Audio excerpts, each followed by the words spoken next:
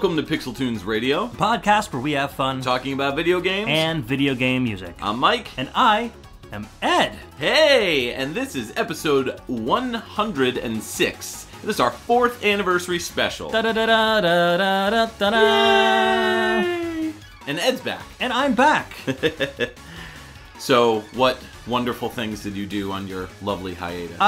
It wasn't exactly the most glorious vacation in the world. We had a bunch of stuff come out on a couple other podcasts, like friends of ours, like yeah, Rhythm I was on an episode of Rhythm and Pixels with Rob and Purnell. We did a FM Synth Madness, and that was a ton of fun. So go and check that out if you haven't checked that out. A lot of really good FM songs in that one. Got a chance to put out an episode of Impulse Project. Yep. We did very, very few episodes of that show in 2017, just because our other podcast took up way too much time in our lives. So, we took that time to kind of get a winter end of the year episode out for that show. Yeah. So that was fun.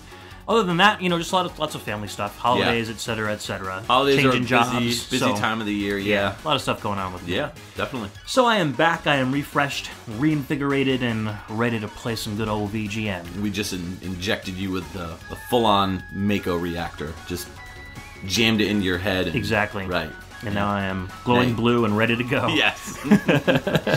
So, we are going to hold on to PixelChat questions until the end of the episode. Got people putting out questions right now on our Facebook group, which is facebook.com/groups/PixelTunesRadio. So definitely check that out.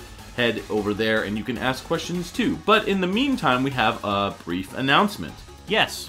A brief announcement. Yes. So what we're going to be doing with PixelTunes going forward, just because Mike and I both have life events coming up, Mike has announced on Facebook, so I guess we can say it at this point. Cat's out the bag. Why don't you make the announcement? Yeah, sure. So my wife is actually pregnant, and we're having our first child in June. It's going to be a girl, and we're pretty stoked, pretty psyched. It's going to be awesome. Going to be a lot of fun. Yes. So lots to do with that. And, I just think that Ed and I talked, and we want to make room not only for that on my end, but, he has other things that he wants to do. He's got a lot of stuff going on as well. So we kind of want to slow things down a little bit. We've been doing this, an episode every 2 weeks for the past 4 years. So we felt that now would be the right time to kind of make that change and kind of slow things down a bit. Yeah, so what we're going to do, at least for the time being, is release PixelTunes Radio once every month. So the last Wednesday of every month after this episode, we will release PixelTunes Radio to you guys. In the middle, in between, that's going to leave us a lot of time to do other stuff together as well, so you might see some more PixelTunes plays. Yep. You might see a PixelTunes mini here or there, but the major stuff will be coming out at the last Wednesday of every month. Right. And that's not going to mean that it's going to be a lower quality show. It's not going to mean that we're going to pay less attention to PixelTunes. Both of us just need a little extra time on our ends to get personal matters settled and raise children and do our jobs and whatever it is that happens. Lots of pie. There will be lots of pie consumed. So much pie. Yes. You have no idea how much pie. So, we were supposed to have a special guest come on, but he hasn't shown up yet. Yeah, we weren't announcing it, and he was going to be here for our 4th anniversary, and... Hello there. Ryu, seriously, I mean, we know you're a ninja, but you don't always have to pop in and surprise us. You could have just shown up. Sorry, guys, but I'm a ninja. That's kind of how things go. Yeah, I guess that makes sense. Anyways, I'm so glad you guys invited me, and I can't wait to play some VGM today. Well, we've got a lot of really cool VGM. These tracks are pretty nuts. So, the way that we've got it set up is we've got 12 tracks that our good buddy Ryu Hayabusa has picked out. I'm excited to hear these. Yeah, me too. So, Ryu, let's talk a little bit about you before we get into the tracks. You've kind of been a mainstay on PixelTunes Radio for a long time. You've come in and done a lot of skits for us. You actually tried to kill us once, which I guess we kind of forgive you for at this point, Yeah. Sorry, guys. That was business. It's not personal. Well, I mean, you did your time in the slammer, so it's all good. It's all good. So, Ryu, what have you been up to lately? Oh, assassinations, a little pizza, a little words be gone. A ninja's gotta eat, so I've just been doing lots of side projects, side quests. Right. Gaiden kind of stuff. Okay. You know, that like kind side of deal. stories? Ninja Gaiden kind of stuff. Okay. Yeah.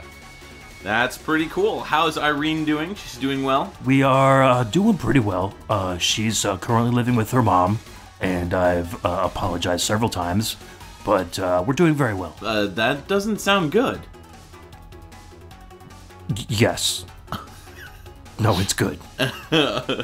All right then. I don't want to talk about it. All right. Okay. Too many problems in the flower shop, I guess. All right. Well, let's go ahead and start with the music. What's your first track today, Ryu? My first track is from a game called Dragon Skills. This one came out on the Wii U in 2016. The track is called World 3 Graveyard, and it's from Simon Osterhold.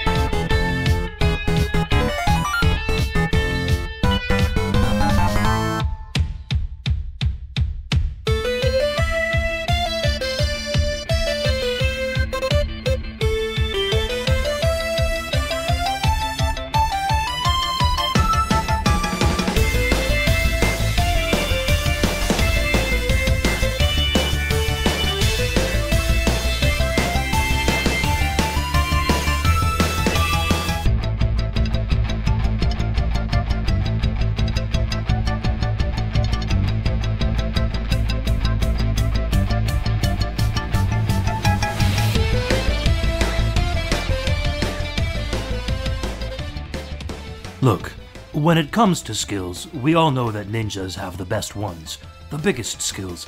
Trust me, I know. I'm a ninja. And what do ninjas always get paired up with in video game artwork? That's right, dragons. So naturally the skills that dragons have kind of rub off on you after a while. Dragon skills might be a silly breakout clone for the Wii U. It might also be kind of a lame clone at that.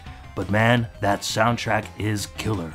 I play it all the time during my assassin training sessions and it pumps me up like whoa. I had to play it for you guys.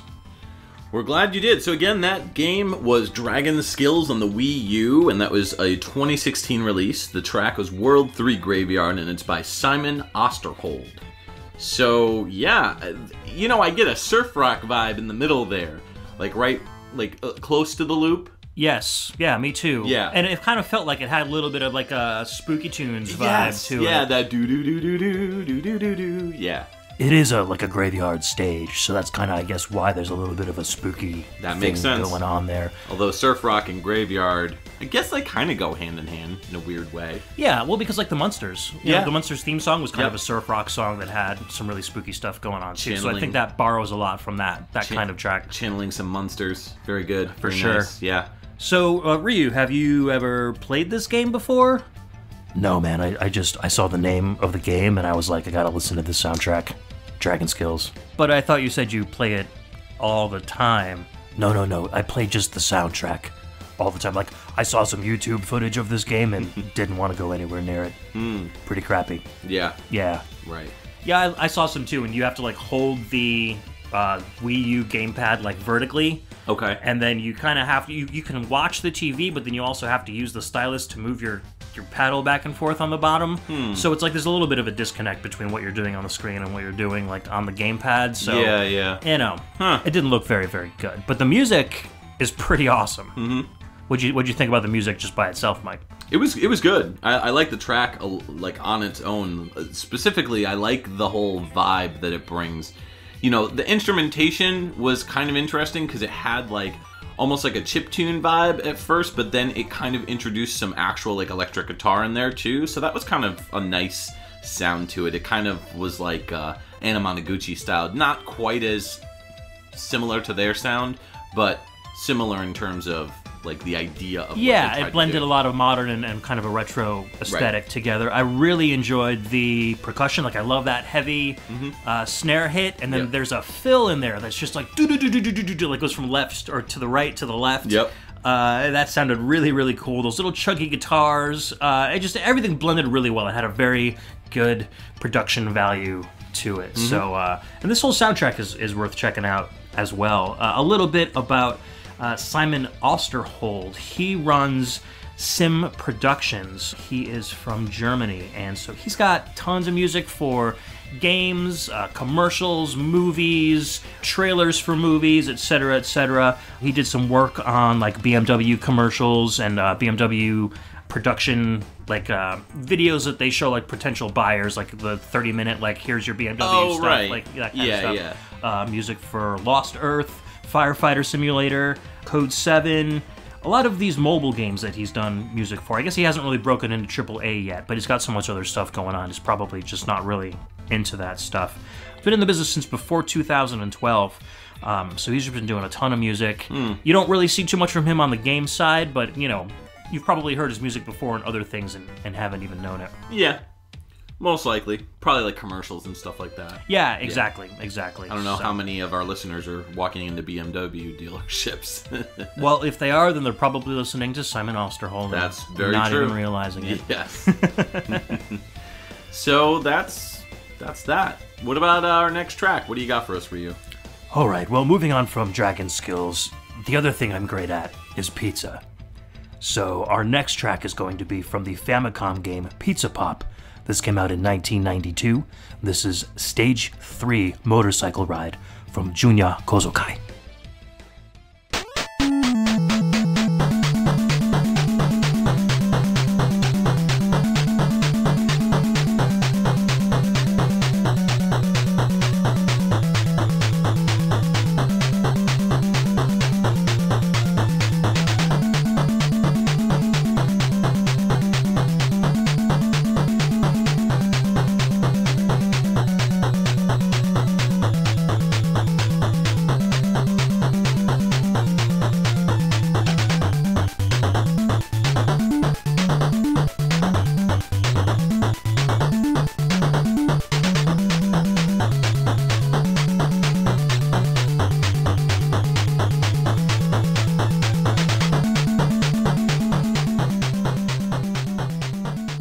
There was a really embarrassing time in my life, like 6 months ago, when I decided to open a pizza shop as a front for an assassin for hire business. You know, you could order a sausage and mushroom pie with a side of death, that kind of thing. One night, after eating a few too many slices of pepperoni before bed, I had a dream in which my sensei scolded me for soiling the ninjutsu honor with tomato sauce and mozzarella. He attacked me with an air hose and filled me with air until I floated away like some sort of extremely handsome balloon. When I awoke, I realized that bloated feeling wasn't just a dream, and spent the next 4 hours in the ninja body. I called it the Pizza Pop incident, and I can't play this game without thinking about why I decided to close down the Ninja Pizza restaurant. Oh, so Pizza Ninja is closed? Yeah, you can't really have a front for a ninja assassin business for too long before the police start catching on. And, you know, dating a CIA agent just kind of made it a little difficult there. I see. Was that the incident that you were speaking about regarding Irene living with her parents? Maybe. Maybe. Okay. Things are good between us. Okay. They're very good between us. Okay. All right. Yeah. Okay. Yeah. I'll take your word for it. I still have to repair the bathroom, but things are very good between us. Yeah, well, you know, hey, ninjas gotta eat, right? So, Pizza Pop was the name of the game that we just played a track from. That was Ryu's second pick. On the Famicom in 1992 was the year of release. That was Stage 3 Motorcycle Ride by Junya Kozakai. Yeah, this was a really good track. Yeah, I was getting a real Namco vibe. Maybe a little bit. Yeah. I can kind of feel that. Now, this is more like an arcade-style game, is that right? This is just a side-scrolling kind of a game where it's not that great. I mean, it's really stiff. Okay. Basically, you're carrying a pizza on your shoulder at all times. And when you attack, you just kind of take the pizza and kind of like flop it on top of guys. Okay. It doesn't extend much farther than your sprite does. Okay. So, and there are these cats, like you're walking through alleyways and stuff, and there are these like feral cats and dogs that are leaping at you, and they come at you pretty quick. It's really hard to hit them. You gotta get the timing down very, very well. You can also kind of jump on them too, but sometimes they just come at you in a way that makes it really hard to jump on them. But it does go through a couple different types of scenarios. Like this one is from Motorcycle Ride, where it's almost like the turbo tunnels from Battletoads, where your rival, who's basically trying to steal your girlfriend away from you, is throwing ramps and obstacles at you as you're going from left to right, riding down this road. So you've got to watch the shadows that are going over your head, and then they will land, and then you've got to be in the right place to either avoid or go on the ramp. So definitely borrows from turbo tunnels. Is your girlfriend the pizza? Because that would be hilarious. Girlfriend is not the pizza. No? No. So what you want to do is you want to propose to your girlfriend. Who is not the pizza. So you look at the beginning of the game, there's a little cutscene. You look in the window at this jeweler's store and see this ring for $10,000, and you really want to buy it. You don't have the money. Moths are flying out of your wallet, and all of a sudden your rival, whose name is Nick, rides by on a scooter, and he's got a little thought bubble, and it shows like your girlfriend, like he's thinking about your girlfriend, and he's going to go steal her. Oh boy! So basically, your whole deal is you're going through all these stages with pizza delivery. So you're trying to earn $10,000 by delivering pizzas somehow. Okay. To afford this ring for your girlfriend. Kind of has like a Yume Penguin Monogatari kind of. It has that kind of a feel to it. Yeah. The gameplay isn't nearly as good. It's not like one of those high polished Konami games. Right. This was an old Arc System Works game. Really? Wow. Yeah. I didn't know that they were like around back then. They never released anything stateside. Oh, so that makes sense. I think. Yeah, there wasn't much out there at all that came to the U.S. from them. Probably not until like the mid to late 90s with when they started working on Guilty Gear and right. stuff. That's where they really got kind of popular stateside. Interesting. I didn't know that. A little bit about the composer, Junya Kozakai. He was an employee of Arc System Works way back when they were creating 8 and 16-bit titles. We played a track from him once on our PC Engine TurboGrafx 16 episode. We did Hani on the Road. Remember that one? Yes. So he composed the music to that. I don't think any of his compositions made it to the West at all, except for Cyberspin on the SNES, and I think that was one of the only Arc System Works games to ever come out. I think Final Lap on the NES. What is Cyberspin? Cyberspin's it's like a futuristic racing game. I think it's top down. It's got a Mode 7 track. They call it Cyberspin because the screen kind of spins and your car stays static on the screen as you're racing. If I was to guess what I almost said Cyberskin. Cyberspin is, without actually knowing, I would say it's like a futuristic tennis game. Oh, like putting spin on the ball? Yeah. Or maybe pool or billiards or something like that. Yeah. Something with robots playing real human sports and stuff. Yeah. So, since it's about pizza, I figured we'd ask, we can kind of do like a mini Pixel Chat question from me. What is your favorite kind of pizza, Ryu? I'm pretty partial to pineapple and pepperoni. Okay. That kind of explains the little bathroom pizza pop incident. Right. Yeah. Don't eat too much of that right before bed. Pineapple all over the wall. Right. Pineapple everywhere. Right. Yeah. Right. Yeah. Mostly pineapple. Not on Irene though. Okay. We're good. We're very good. That would be pretty hot. Yeah. No. Not after you've digested it. Oh well. Yeah. That's true. What about you, Ed? I like all kinds of pizza. I usually go for either buffalo chicken, sausage and peppers, or like bacon and mushroom. Like thin crust, thick crust. Oh, like medium New York thick style crust. Like not New Haven style, more like New York style. Yeah. Okay. I'm not even though we live right near New Haven, which is like the pizza capital of the world. I'm not a huge fan of New Haven pizza. There's a place in another town that makes really good pizza that I'm more of a fan of. So you can't go wrong with Connecticut pizza. I will say that. Anywhere you go, it's generally pretty good. Pretty good, yeah. And I think we're spoiled here because some of us were like, well, that pizza's not that great. But then you go out to like the Midwest, and you're like my dad used to go to like business trips in Oklahoma, and they would take him to like the pizza place, which is basically Pizza Hut. Right. And it was even worse than the Pizza Huts we have here. Oh wow. So yeah, okay then. I never want to go there and get pizza. I would say my favorite is I like thick crust. So anything like deep dish, like Chicago style. Yeah, I really like going to Pizzeria Uno. Like those pizzas are really good. But Those it's like I don't even consider that like pizza. It's like a whole different. It's like a dish, dessert pizza. you know, almost. Yeah. No, I like that. I also like New Haven style, New York style. I do not like thin crust pizza, like that super thin crust, like Pepe's pizza, which everyone seems to love around here. Pizza is kind of like sex, even when it's bad. It's still kind of good. That's true. I don't like a lot of cheese on my pizza, like a ton, where it's like stringy. No, I need like light cheese, heavy on the toppings. I like pepperoni. I like one of my favorite pizzas is chicken, like the fried chicken or whatever, like cut up into little pieces. Yeah. And then spinach, black olives, and garlic. Oh, so good. So good. So good. Not a garlic fan. No? Not an olive fan. But spinach I can do. Yeah. Yeah. That sounds really salty, though. It is. You're really salty. Nice. I am, definitely. Anyhow, so Ryu, why don't we get on to our next track of the day? Sure, guys. So the next one, I don't know, why you'd think I'd pick this, but it's called Ninja Battle Heroes. This one came out on the 3DS in 2014. This is BGM 1 from Mr. or Mrs. Unknown.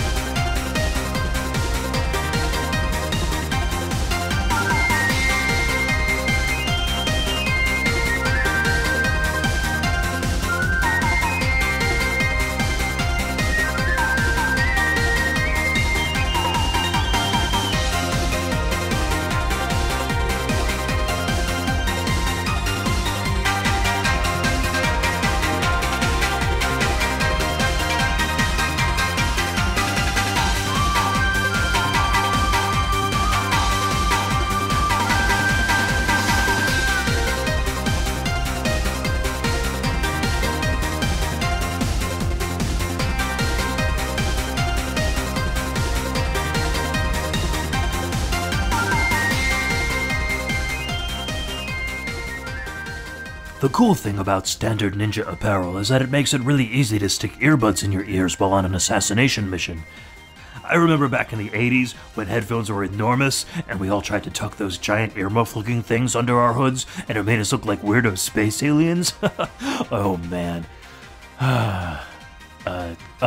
What was I talking about? Oh, yeah, this song. It's really good, right? It's perfect for running over branches and through rooftops, finding your target, mercilessly murdering him, and heading out for a meatball parm sandwich.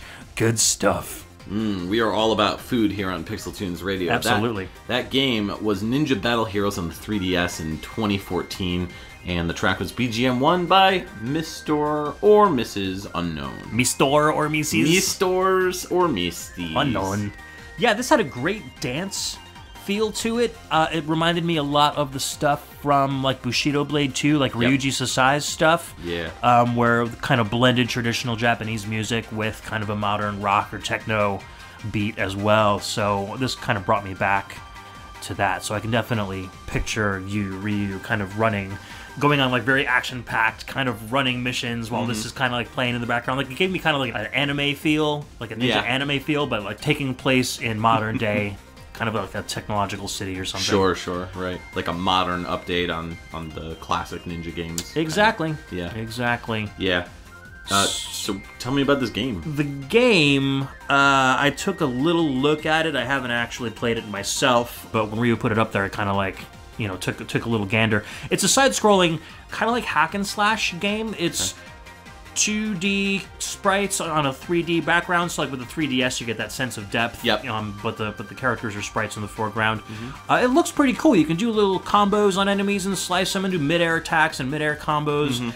There's magic you can do. Characters are all kind of like cute anthropomorphic cartoon creatures like little foxes and cats and stuff. But it looks kind of fun. It didn't get great reviews. They said, I guess the control was a little loose. But if it's not very expensive on the eShop, it might be worth checking out. So I mean, the soundtrack is really good. So I can't really. I wish we knew who the composer was. Yeah. Nothing at the end of the credits or anything like that? No credits at all. Well, the thing about that is the game was made by it's a company called Tom Creates. Mm-hmm. They have been doing games for a long time. They've never included any credits in their game at all. Wow. They did stuff like Escape from Zombie City and Smash Cat Heroes in the 3DS, so it's possible that the same composer that did this one also did those games as well, considering they were all released around the same time. Mm-hmm. But as far back as like the Super Famicom days, the company, they did a lot of games in the SD Gundam Generation series for Bandai Namco. Kind of like a developer for hire. Yeah, exactly. They were a development house that Bandai Namco, they would publish their games, but then when the eShop came around, Tom Creates decided to start self-publishing because they didn't need to have any sort of physical distribution methods, so now they just put games out by themselves. But no credits, so kind of lame. Yeah, so that's unfortunate. Yeah. So, Ryu, what are some of your favorite, like, ninjas? You know, in, like, video games or, like, cartoons or...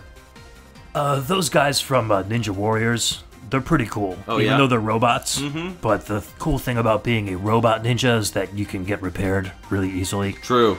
So you lose a limb, you just graft one back on again. Right. I really like Raphael. He and I get along pretty well because the whole snark and sarcasm. Really? I would have figured you would have been more of a Leo fan. You know, kind of like a honor and, you know... Leo's a team player. Okay. I'm a loner. Oh, that's true. So we don't work together very well. Both of us just try to take the lead, and it's a kind of a crap fest. Kind of like Pizza Pop. Gotcha. Yeah. Interesting. Yeah. None of your friends from the Dead or Alive series? I have tried to kill them all, so no, we don't really get along very well. That's true. Yeah. That makes sense. Several kicks to the face will probably do that to a friendship on any level. Yeah. All right, so what do you got next for us, Ryu? Next up is from Goemon Mononoke Sugoroku from the N64, which came out in 1999. This one's called Party Time, and it's from Hajime Takai and Tomoaki Hirono. All right, let's party it up.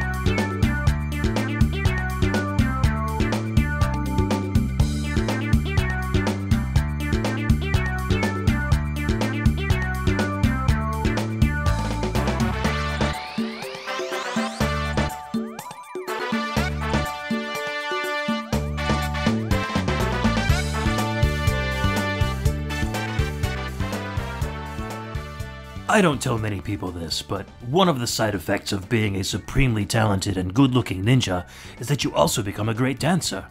Did you ever see that animated gif of Jean-Claude Van Damme dancing with those ladies and his hips are going all over the place? Mm-hmm. Well, I'm nothing like that. My moves are smooth, and I owe it all to the Goemon series. I started playing these games back in Japan on the Super Famicom, and the music has always been freaking amazing. So when I throw my invite-only ninja parties, there's always a little Goemon on my iPad playlist to get the crowd in the mood. In the mood for what, you ask? Pizza. Duh. Goemon Mononoke Sugoroku in the N64 release in 1999, and that was Party Time by Hajime Takai and Tomoaki Hirono. So, yeah, I gotta ask, what do you think of this track, Ed? I really enjoy this track. It's funny because I actually kind of pictured Jean-Claude Van Damme. You've seen that. Yeah, right? Of course. Like this music, like perfectly, you can line them up together and they'd work out Somebody perfectly. needs to make that happen. It's like that kind of music that I envision that kind of dancing to. Mm-hmm. So, it's called a, like salsa vibe in a way. Yeah. But it also kind of reminds me of like a it's very party game-ish, but it's also very like game show-ish. Exactly. And this game is a party game. It's kind of like Mario Party with the Goemon characters. Oh, that's kind of neat. It came out shortly after the first Mario Party did. And Konami, they copied Mario Kart when Mario Kart came out, so they went ahead and did a Mario Party style game when Mario Party came out. But Goemon and the Mystical Ninja series has always had amazing music. Yeah. And they didn't skimp on the music when they brought this game out either. Man. It's a shame that the Legend of the Mystical Ninja series didn't do as well in America as it did in Japan. Yeah. They just... I think if they didn't release it on a crappy system like the N64, it would have done so much better. No. Listen, there were some amazing games that came out on the Super Famicom that were exclusive to that region. Not just Legend of the Mystical Ninja, but like some of the sequels that they released were really good. They are really good. On the Super Famicom. Really, and even the N64 games, to their credit, are very good as well. Yeah, they are, yeah. I think we actually played a track from one of them on the N64 episode. I believe so. And I kind of gushed over it from playing it. So no, those games are fun. I think I own both of them, but I really need to sit down and play. I'd like to really invest some more time into the Goemon series. I like the characters. I think they're pretty neat looking, and it's got a real like humor and charm to it that definitely comes from the East, but at the same time, like I think that it could be like West appropriate. Like I think that people could get into it if they really kind of open their minds. Yeah, I do know that when they did come out in the West, they really did a lot of localizations. Right. So the dialogue in the Japanese version is not nearly a direct translation, when they translated it into English. Mm-hmm. And I think there are a few fan translation packs out there, or actually in the works, where they try to, Westernize it without localizing it. Right. So you can actually see what the characters were really talking about in the Japanese version. Mm-hmm. So that would be interesting to check out. Yeah, I know the differences. I know that there are translations for the Super Famicom games, the ones that were exclusive to the East. Mm-hmm. So it'd be cool to check those out. I'll have to look into those sometime. But so this game is a party game, and this is definitely party game music. It's just right up there with... All it's missing is the stereotypical N64, like, squeaky horns and hammers. Yeah. I knew exactly what you were talking about. Yep. It just needs that, and then, What, Ryu, what kind of instrument is that? Rubber duck. Oh, okay. Yeah, as far as I know. Oh, like I don't really play music, so... Like a chiptune rubber duck? No, just like a real rubber duck. Mm-hmm. Somebody, like, squished one into the N64. Oh, okay. And there's little robots that squish them to the music when you play the game. That makes sense. Yeah, that makes sense. With the expansion pack, it actually adds 4 more rubber ducks. Oh, okay. So tell me about the composers. So, the Konami composers, we've got quite a lot of information on them, actually. Hajime Takai, his first credited game was Sayuki Journey West in 1999, where he was on the sound team. That was an RPG for the PlayStation based on a manga series, and it was later re-released on the PSP and the PS3. The game was developed by Fuki, F-U-Q-I. I think that's how you pronounce it. I know. Fuki. Later in 99, he joined Konami and worked on a few titles for them. Goemon Mononoke Sugoroku was the first one, and then 3 games came out the next year in 2000 with his credit on it. Pop and Music GB, he did sound design for that one. Goemon Boken Jidai Katsugeki, he was lyrics and composition on that one. And then Dance Dance Revolution Disney Dancing Museum, also a composer. After that, we don't have too much more information on him.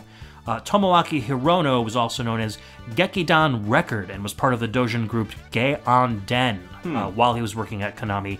He played guitar in a band before joining Konami and composed for a few of the GQ Powerful Pro Baseball Series games before joining Hajime Takai on Poppin' Music GB and this Goemon game. Then he became a powerhouse composer for Konami's music series.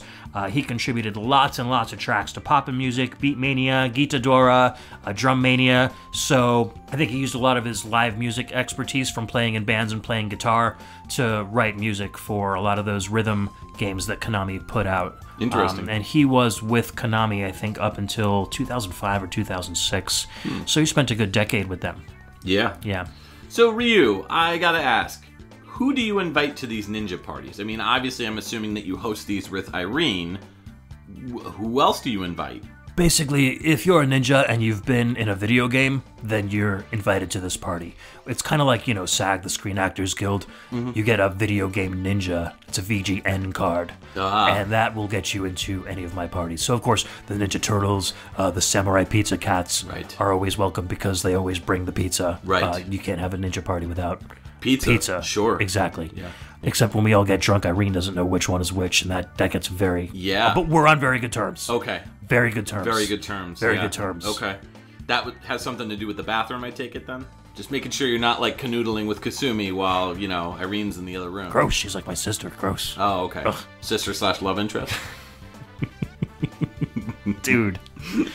Dude, why are you putting Ryu on the spot like that? Hey, man, listen. I'm just trying to get the inside scoop. This isn't Geraldo. This is PixelTunes Radio. This isn't Sally Jesse Raphael. Speaking of Sally Jesse Raphael, what's our next track? What? That doesn't even have anything to do with it. Exactly. Mike, don't make me ninja slice you. Oh, okay. Sorry. I'll back off. Let's move on to the next track. Yeah, please. This one is Guardian War. It's actually a 3DO game. This came out in 1994. I had to play a song that demonstrates what I do for a living. Right. So this is Shop from Yasufumi Fukuda and Yukiharu Urita.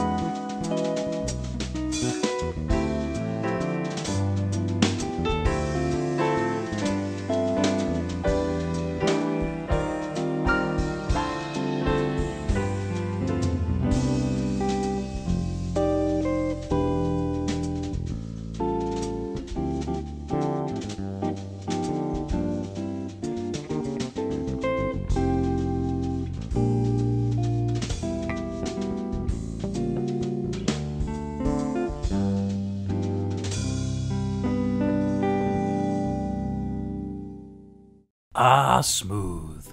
Like if you spent 48 hours polishing a brand new bowling ball, immediately shaved your face, and then rubbed that bowling ball all over your cheeks kinda smooth. That's what this song is, and that's what I am. Just ask Irene. She'll tell you Ryu Hayabusa is the smoothest dude that she ever almost killed. Also, this song is called Shop, and I sell things all the time, so there's that, too. Yeah. Yeah. 3DO, Guardian War. 1994 was the year of release, and the track was, as we said, Shop by Yasufumi Fukuda and Yukiharu Urita. Definitely one of my more obscure games. Yeah, I love jazz and smooth jazz like this, so this is definitely up my alley. Great track. Yeah, I was really surprised to hear a track like this from a Japanese 3DO game way back in 1994. This was not a game that did very well. I mean, none of the 3DO games really did that well, except for the ones that came out from EA. Right. And a few like of the full motion video style games, because that was still kind of a new technology back then. Guardian War didn't do very well. The people that love JRPGs didn't really adopt the 3DO that much because it was an American-made system, so they didn't think that those kind of games were going to come out. True. So Guardian War kind of fell by the wayside. It's a RPG developed by Microcabin, who were huge in Japan. I mean, they made tons of like SharpX 68000, PC-98 games, mostly like visual novels and RPGs, so they were kind of a hardcore game company back then. So Guardian War, they kind of tried to follow that up and really embrace the new 32-bit technology of the 3DO. The game worked pretty well. I mean, there was a lot of 3D rendering going on and sprites on 3D backgrounds, and it was kind of like your traditional Japanese-style RPG. But this came out in the States? This came out in the States and in Japan. Wow. Yeah, it was called something else, like Magic Kingdom or something in Japan. Okay. And then they changed the name to Guardian War for the US release. Much more Western appropriate. Yeah, exactly. So, but this song is awesome. The rest of the soundtrack is a little more orchestral, a little more like bombastic, like your traditional kind of RPG stuff. You know, as far as shop tunes go, this is one of the best ones I've heard. That's pretty cool. Quite a while. Yeah. Jazz tracks I can always get on board with, so I'm very okay with Ryu picking tracks like this. I hope his next 7 tracks are as good as this. This is actually the hold music I have on my customer service line. Okay. Even when a customer calls up and they're like super pissed, when they hear this music, by the time the operator gets on the line, they're like, please hold. Oh, you know, I just wanted to kind of like talk to you about some problems I'm having. Yeah, the really smooth jazz really calms them down. Interesting. Yeah. You should think of maybe opening up like a self-help line, like one of those like hotlines where people can call in and, you know, share their like problems or like, you know, their love issues or whatnot. Don't ninja slice yourself, we'll ninja slice you. Yeah. That kind of a deal. Yeah. There you go. Yeah. All right. Well, what do you got next for us? Next up, well, first of all, I gotta use the little ninja potty, so I'll be right back, okay? Okay. So, what do you think? I mean, Ryu's kind of like the strange dude. He's pretty weird. I mean, you know, I know we've brought him in just as like a hire for commercials, but he's playing some good tracks though. So at least, but you know, he keeps like looking at me like he's gonna kill me. Well, yeah, he might. He's a ninja. That's true. Ninjas kind of do that. What they do. Yeah. All right. But hey, we're paying his bills, so you know he can't really kill us. We're paying him for this? Well, not this episode. Wait, are we paying him for this? I hope you didn't tell him we're paying him for this. I didn't say anything. Okay, good. Okay. Jesus. Whew. Dodged a bullet there. Or a sword, literally. I can barely afford VGM anymore.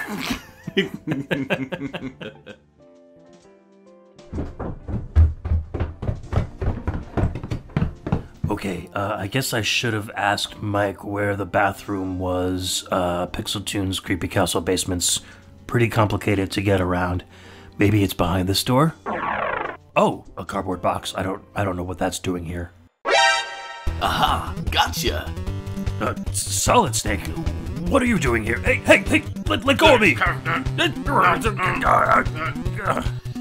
Alright, now that he's tied up, I can go be a guest on PixelTunes Radio.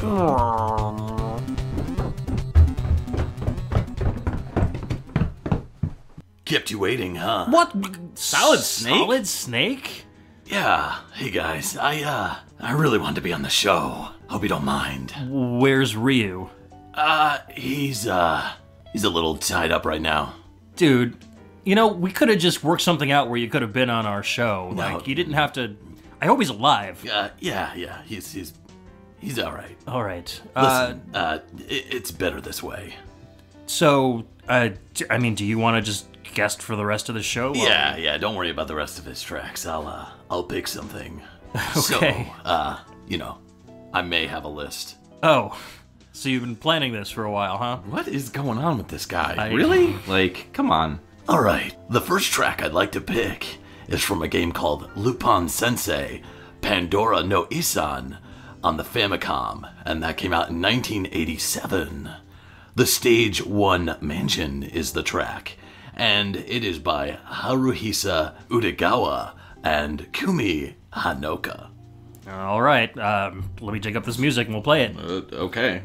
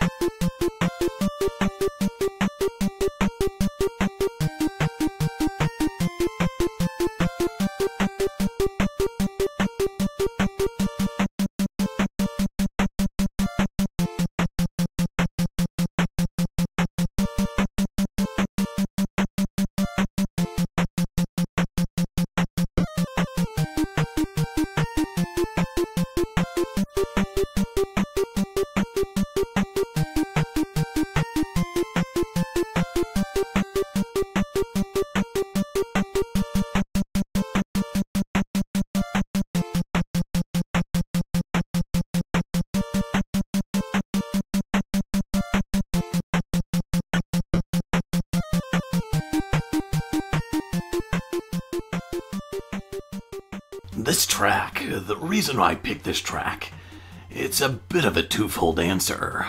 See, back when Otacon and I worked together in the group Philanthropy, we would have a lot of downtime, and he was always playing retro video games on his Famicom.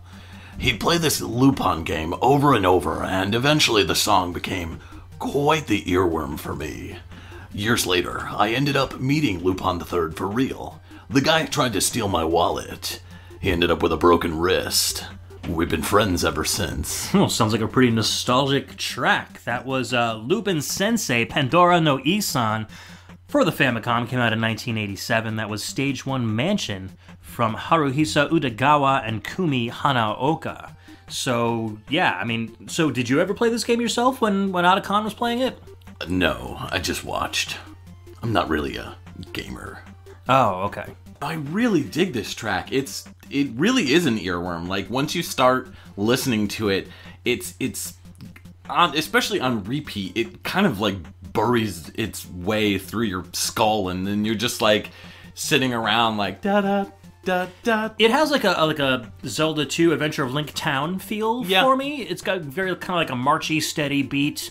Something you might hear with not a lot of action going on the screen. Yeah. I've never played this game myself, so I don't know how intensive the game really is.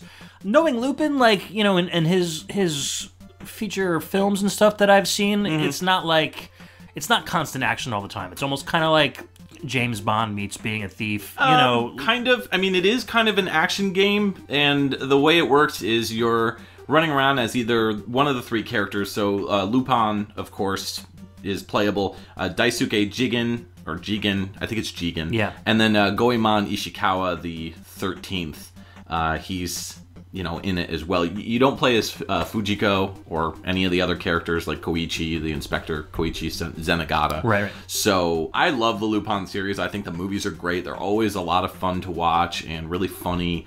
And it's one of the better series that has come out of, for anime and manga and everything. But I never really played that many of the games. I played briefly the PS2 one, but this one is more like an action game where jumping around and everything, and you're going from level to level. But what's really cool is that if you die as, let's say, Lupin, you can pick from the other two, and then later on in the game, like, you can rescue if you die as one character. It's kind of like the NES Ninja Turtles first game, where you can rescue the other character, like, elsewhere. Oh, that's cool. Yeah, it's pretty neat. So I'm gonna have to track this one down.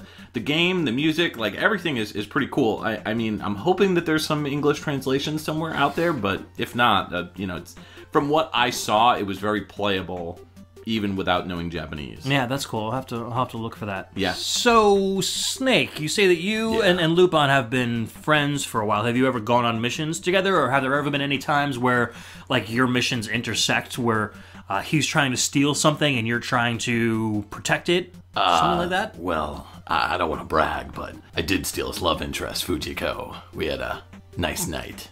Oh. Yeah. Oh. Don't tell him, though. I hope he's not listening. Wow. Yeah. That's, you're not a very good friend, then. She really doesn't like him.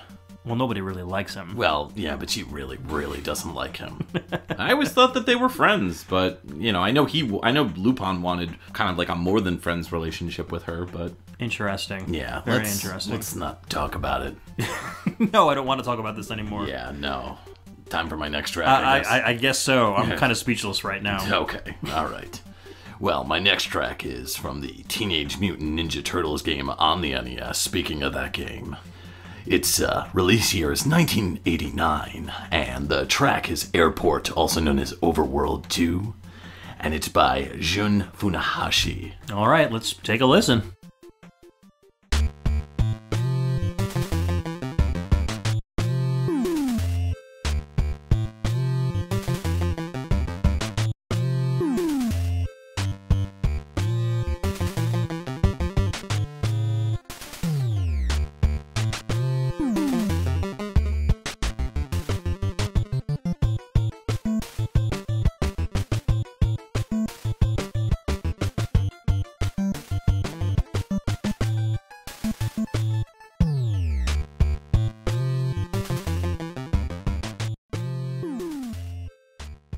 Oh man, let me tell you about my Konami brothers, the Teenage Mutant Ninja Turtles. Good group of boys they are. They, of all people, know what it's like to fight, not for honor or bravery, but because it's all they know. Their master, Splinter, trained them to become the best of the best, and it shows. Regarding the track, there were a few times where we'd help each other out. They'd get me into Zanzibar by distracting the guards with wacky antics and pizza, and I'd sneak in undetected so I could take out Metal Gear. One time, they needed my help breaking into this airport, and this song would be constantly playing as we moved from manhole to manhole. Airport sewers. That's a place you didn't know you wouldn't want to go into. Gross. Yeah. All right, well, that was Teenage Mutant Ninja Turtles, released on the NES in 1989. The track was Airport/Overworld 2, composed by Jun Funahashi. This was always the track in this game that I would get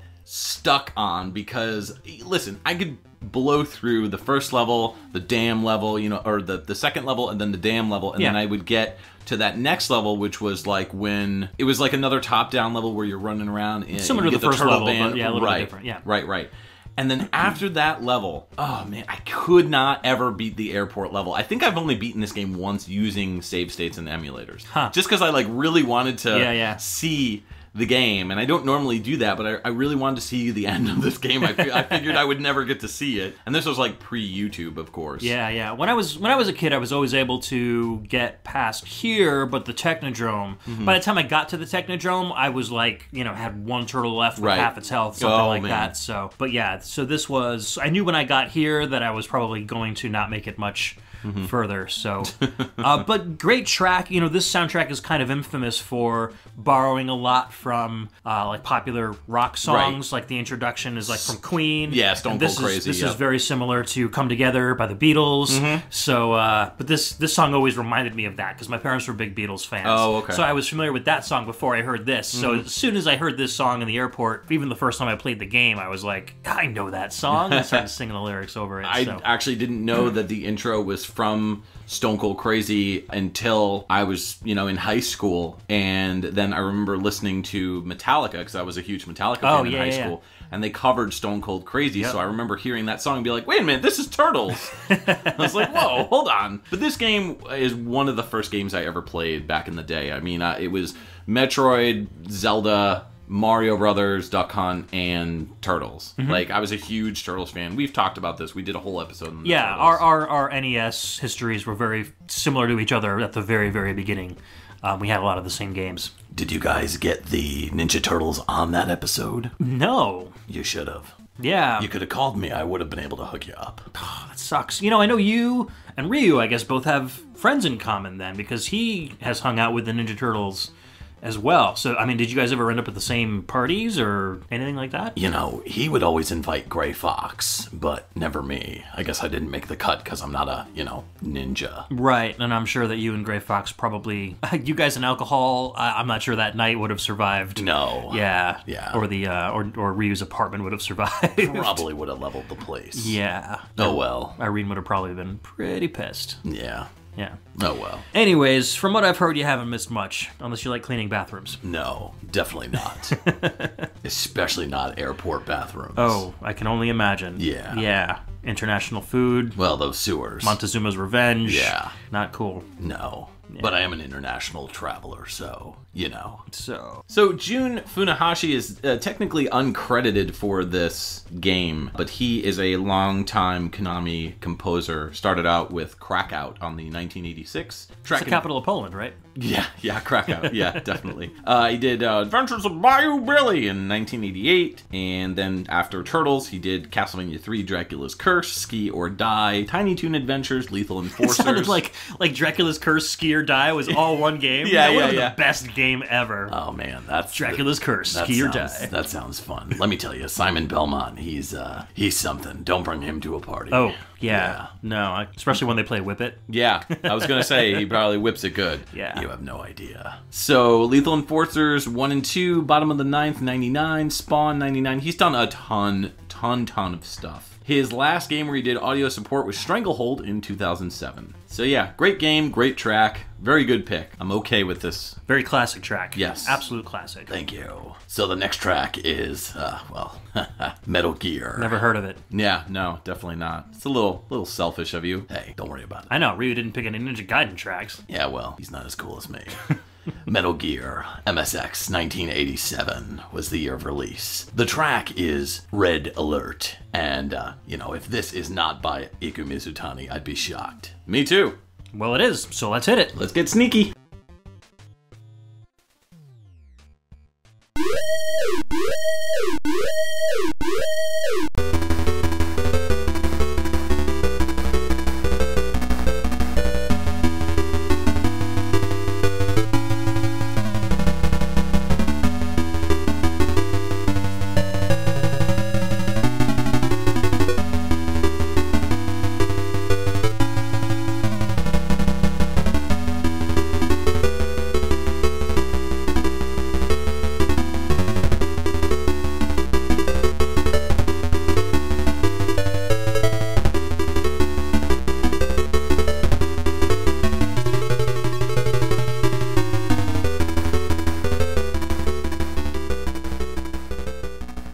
To, of course, be a little selfish here. Look, anytime I hear this song, I get panic attacks. It means I know that there's something that's just not right, or the jig is up. The goose is cooked, the chicken choked, the cat's out of the bag, well, you get the point. It means I have to get to my happy place. An air duct, a crawl space, or maybe, just hide in a different corner until I'm not seen anymore. Anything but fun times. But at the same time, this track completes me. It's my Jerry Maguire. It makes me feel alive in a fight for my life. Jerry Maguire? Yeah. I mean, I don't think anybody over the age of I mean, or under the age of 20 will get that reference. I mean, Ed, you had me at hello. There you go. Perfect. All right, that was Metal Gear. Came out of the MSX2 in 1987. The track title was Red Alert, and it was by Iku Mizutani, Motoaki Furukawa, and Shigehiro Takanouchi. That's right. Definitely a Iku Mizutani jam, if I do say so myself. The man can do no wrong, in my opinion. Yeah, so you're thinking that this is probably an Iku Mizutani composed track? Oh, definitely, yeah. I mean, it has that vibe, that quick, panicked vibe that he's kind of known for. Japanese action game music that he does just phenomenally. I think he probably worked on the rest of the tracks as well, but listening to this track, and after playing so many of his tracks, I can tell that this definitely is an Iku Mizutani Makes sense. jam. You know, yeah. I can definitely tell what a Tim Follin track is compared to Jeff Follin. Exactly. So I feel like you'd be in the same boat with him. So Yep. very cool. I mean, knowing Metal Gear Solid, I've never played this particular one on the MSX. Oh, no? Okay. But knowing what I know about the game and how panicked you feel once you're spotted by the enemy, and what the stakes are when you're spotted by an enemy, this one fits very, very well in with it. I think this version of Red Alert is much better than the Alert music in the NES Metal Gear. Both great tracks, but I definitely prefer this one to that. This game actually was released stateside with the PlayStation 2 Subsistence release. Subsistence, yeah. Yeah, or whatever it is. They always put stupid, weird names. Them and Square always did this weird thing where they would release a game and then they'd release another game that was either a sequel or a remake or whatever, or a prequel, and they would always come out with these asinine duodeciums and Kingdom Hearts 48.1252 over 7 bleeding eye format. Dissonance, tense. Yeah, I don't know. I never. Don't make it complex. Come on, guys. So unless it's Shadow Complex. Right. Well, yeah, then it's okay. But yeah, so this and the Metal Gear 2 Solid Snake, the official Metal Gear 2, not Snake's Revenge that we got on the NES, both of those games were included in the special limited edition. And that was, as far as limited editions go, I remember that was one of the first limited editions that came out that I was I have to have this. I've never played those versions of Metal Gear, and I've always wanted to. And you could technically play them on the emulator back in the day. I remember our buddy Brian, who talked about Metal Gear and Metal Gear Solid or whatever. Yeah. He actually went back and started playing the Metal Gear classic games on an MSX emulator, and he told me about them, and he was like, these are really cool games, you should check them out. And I finally had the opportunity to check them out on the Subsistence, whatever it's called, the game. MSX isn't the easiest to emulate. Yeah.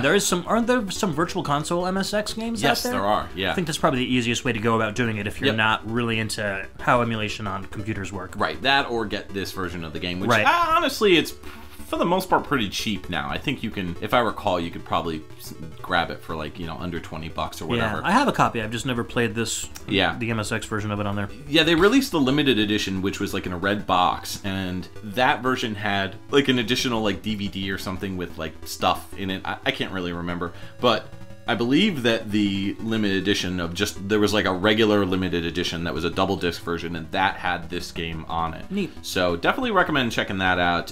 It is a top-down Metal Gear game, more similar to it's the original Metal Gear experience on the MSX before they decided to port it over to the NES, and obviously this was the start of the series. This was the birth of Solid Snake. There you go. So Snake, I don't know, you must have some pretty nostalgic feelings for this game, right? Yeah, well, it is when I was born, so, a lot of weird issues with my dad, and, the feels are there. Yeah. Definitely the feels are there. It must have been kind of a painful birth if you were fully grown when you were born. I'd rather not talk about it. Yeah. There was a lot of confusion, a lot of yelling, a lot of dripping. A lot of red exclamation points. Yeah. Lots of cardboard box hiding. It's not the only box you hid in. Oh! Hey, watch it. So, yeah, I don't know. I just get tired of being scared of being caught. Maybe I should just retire. Take a few Xanax. I mean, I've tried to retire before. Go to Alaska or wherever. Somewhere cold. Pull you right back in. They pull me right back in, exactly. Well, I don't know. I think that you should keep going. I think that you should keep fighting, Snake. I don't know, man. Okay, well, you're not me, so you wouldn't get it. Yeah, but I've played your games, I mean... Yeah, but without Hideo Kojima, I mean, who knows where that's gonna go. True, true. You know, you're only as good as the people that are directing your missions. Yeah, we're not really speaking. Yeah, that's for sure. I can imagine. Alright, so let's move into our next game. What do you got for us, Snake? Well, I've got a very special track from Tomb Raider Legend on the GameCube, PlayStation 2, and Xbox. 2006 was the year of release. The game track was Bolivia 4B, and it's by Trolls Brun Folman. Alright, well, let's raid some tombs.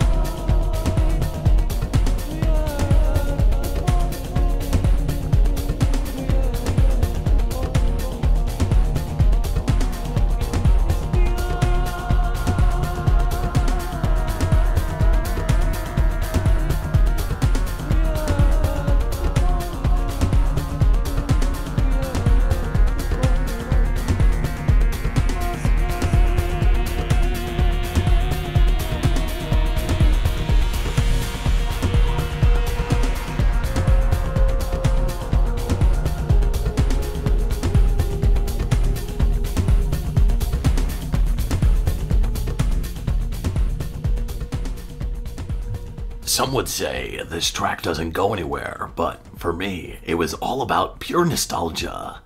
Laura and I met by accident in Bolivia. This was years after she had all that work done, you know, no more pointy giblets.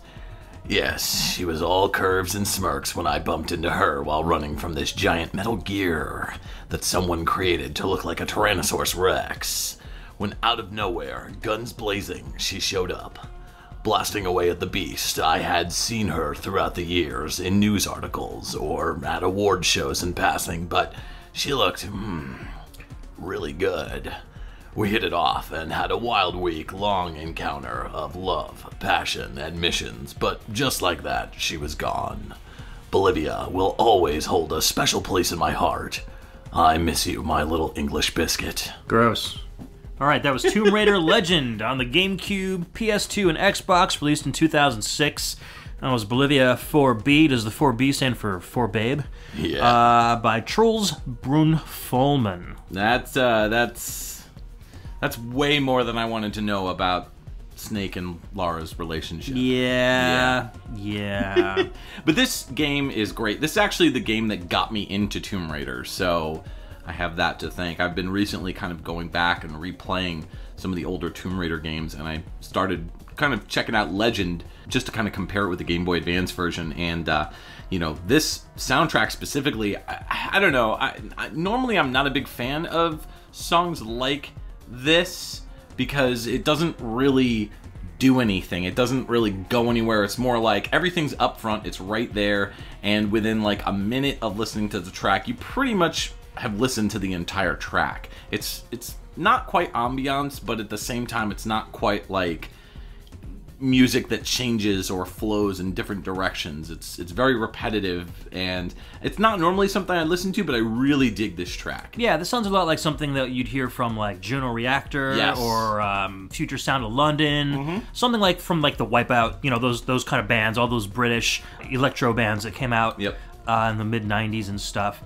Which I really like. I mean, I grew up with that stuff. That was my genre of choice at the time. I feel like there's this like LFO that comes in on the left channel. It's like, and it gets higher and higher and more intense. I feel like at that point, like about 8 measures into that the song should break out into something else, but it just kind of fades away, and then you get a little bit more of those female vocals, and then and that fades away too. So with a game like Tomb Raider, I could understand why it was composed like that, because it's more of a free-roaming game, so you can't really have like a dynamic kind of piece because it might not always fit with what's going on. True. So these Plus kind of repetition background, as well. And when I was taking this music from the PS2 version of the game, I was surprised to note that it was a 6-channel audio file. So we're listening to 3 of those tracks when we listened to this song, but the other one was like kind of like a muted drum beat. I guess maybe it like when you're out in the outskirts or something, the song kind of fades. Yeah. And then there were 2 environmental tracks, probably for stereo effect, but they were like, jungle sounds, birds and like waterfall and stuff that were really kind of getting in the way of the track. So I stripped those out too. This is kind of like the bass song, what you'd hear probably when you're in the heart of the city or something like that. There was like an unofficial soundtrack that came out. I believe it was released by the composer, and so that's the version that I first heard this on. So he probably did the same kind of thing. Yeah, that's what I'm thinking. You don't hear much dynamic music like that on the PS2. I didn't even know they could do those more than 2-channel tracks like they do like Hyrule Warriors, Mario Kart. Like those were like kind of famous for having dynamic music that changed depending on what environment you were in on the Wii U. Right. And I didn't even know that was possible on the PS2, so that was kind of a cool discovery I made. Pretty neat. Yeah. So the composer Troels Brun Folman, he's originally from Copenhagen. So he mostly does like orchestral music in like video games and trailers from movies. Like he did Spider-Man 3 and X-Men: The Last Stand, 10,000 BC, The Illusionist. He also did the entire 4th season of America's Got Talent for the music for that. So, kind of builds on that. But he has mostly, as far as video games go, he's been known to work with Crystal Dynamics for the Tomb Raider series, Tomb Raider Legend, Tomb Raider Underworld, Anniversary, and Lara Croft and the Guardian of Light. So he's mainly done that. He has like a merging of electronic music mixed with that more like orchestral sound to it. He also co-owns a music sampling company called Tonehammer, and they actually develop...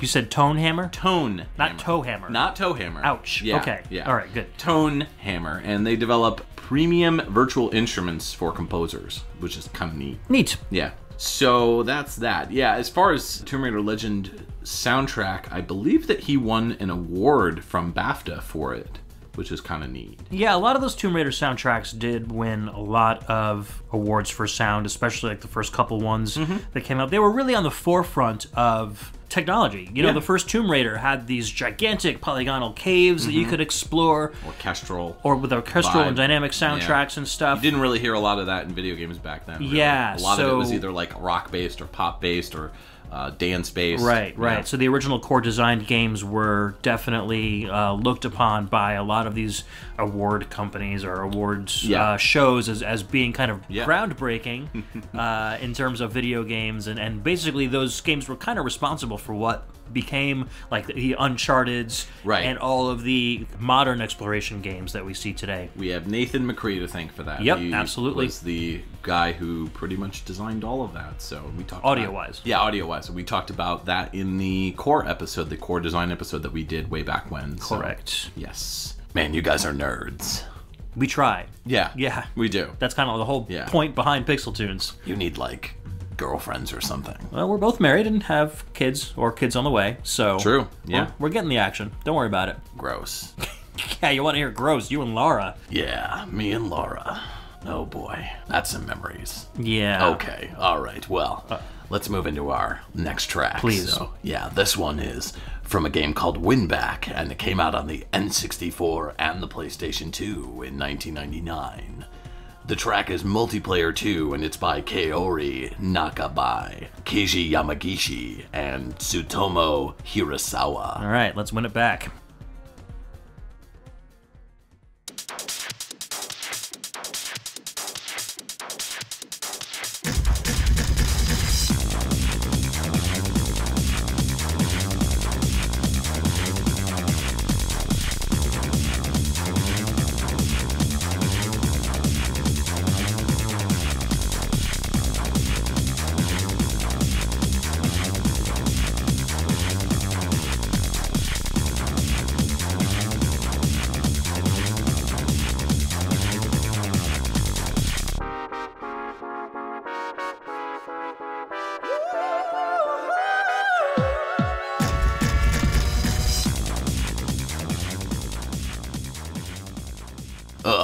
John Luke, what a copycat.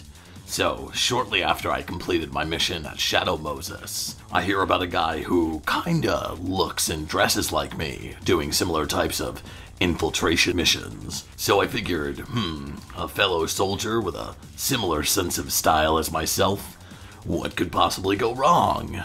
Well, turns out the guy was a total diva. He thought that just because he was encouraged to attack his foes instead of avoiding them, that he was the best thing since Meryl's butt in a one-piece soldier outfit. Well, things didn't go well for him as he only had one more mission before he was all washed up. I guess we know that you can't beat the real deal. I loved Winback. It was a great game. It was a great game. Yeah. So that was Multiplayer 2. That came out on the N64 in 1999 and then later on the PS2, composed by Kaori Nakabai, Keiji Yamagishi, and Tsutomu Hirasawa. And also keep in mind that that was the PlayStation 2 version of the track. Right, exactly. Now, you had mentioned during the break we were talking about it that there are some slight differences. Very little. I mean, the N64 naturally is it's a sequenced song. This is an identical version of the song, except it's a little bit higher quality. It doesn't have to worry about the limitations of the N64 sound system, so it sounds a little bit better. Right, yeah. Clearer samples and stuff. A little cleaner, right, yeah. Winback, I really enjoyed this game when it came out. I picked it up on the N64, and, at that point, I was kind of starved for titles, just because, I had a PlayStation and an N64 at the time, but I was a huge Metal Gear Solid fan. Thank you. So, yeah, well...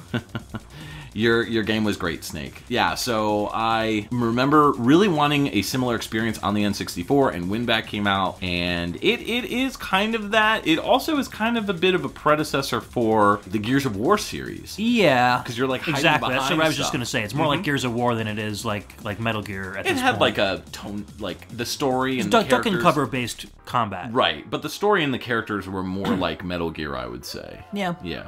So it's a good combination of the two, I guess. Yeah. This was one of the games on the N64 that I remember my brother playing a lot and that I would try out and do pretty well at, because the combat's not in a sense where you're constantly surrounded by bullets flying everywhere. It's more like, you walk down a corridor, a bunch of enemies come at you, there's a lot of different places you can kind of hide behind and fire out of. So I like that kind of combat a little bit better than I do your standard Halo or something like that, where you're just kind of in the middle of a field dodging bullets. Right. Yeah, this is more duck and cover based. So yeah, it's more strategy oriented. Right. Yeah, you got to kind of figure out where to hide appropriately to be able to take out certain enemies. So the multiplayer, which that's what this track is from, is actually really fun. I did play it back in the day a few times. I had an N64, and I would have friends come over and they would check out games that I would play, and we would try to play any of the multiplayer aspects that were included in with games. And even back then, sometimes they would release one-player games that had forced multiplayer, as an option, chucked in there as an afterthought. Yeah, and Winback, it was definitely the case. I really never played it that much, but whenever we did play it, we had a pretty good time. I'll have to check it out on the PS2, because I think it would probably play a bit more like a modern game with a double analog controller. True. Plus the sequel Winback 2 also came out on the PS2 as well. So if you enjoy it, you can go check out the sequel to it as well. Yep. Yeah. So the composer's Kaori Nakabai is a composer that is pretty much known for other Tecmo-based games. In fact, these composers, I believe, the companies were swallowed up by Koei. Yeah, Omega Team did this once. The same guys that ended up doing all the Dynasty Warriors games, Hyrule Warriors, etc. They designed this game. But Kaori Nakabai worked on Ninja Gaiden 3, The Ancient Ship of Doom, Tecmo Super Bowl in '93, Distrega, which is a really cool game, Guitar Man in 2002, he did the movie soundtrack for that, and then Onimusha Tactics was his final game. Keiji Yamagishi is a pretty well-known composer. We've talked about him before, pretty much the godfather of what Ninja Gaiden music should sound like. He did Ninja Gaiden in 1988. His first game was Star Force in 1985, and later on would do, again, he was sound director on Distrega, Tecmo Super Bowl, he's the music composer on that. Pretty much almost every version of Tecmo sports games. Tecmo Bowl, Tecmo World Wrestling. Yeah, it's huge on those. Tecmo Cup soccer game. So he also worked on Onimusha Tactics in 2003. His last game is kind of complicated. I Want to Be the Boshi in 2010, which I know we've kind of briefly talked about. He was known for the Ninja Gaiden music, which I believe they used in that. Yeah, they just recredited or reused the music and recredited it, right. And same thing with Abobo's Big Adventure in 2012. He was the original game music, which he went uncredited for. Right. So, yeah. And then the last composer, Tsutomu Hirasawa, worked on only 2 games, did sound effects for Distrega in 1998, and Winback, he did music on that as well. So that's it. Neat. Yeah. So Snake. Yeah. Would you rather sneak around stealthily in a game like Metal Gear Solid, or would you rather just take enemies head on, like and win back? Like if you were, like I know, taking on Shadow Moses and stuff, you kind of need to be sneaky. But if you were against kind of a force that was more action-oriented and the corridors kind of forced you into like a duck and cover scenario, which do you think you would excel at better? It's all about survival on the battlefield, so if you've got numerous enemies that you're facing off against, you've got to take them out no matter what. So in that case, I would probably just hide behind a corner and then use a rocket launcher with guided missiles. Yeah, that's one way to do it. Take them all out. Yeah. Yeah, that's effective. Worked in Resident Evil. True, yeah. All right, let's move into our next track. What do you got for us, Snake?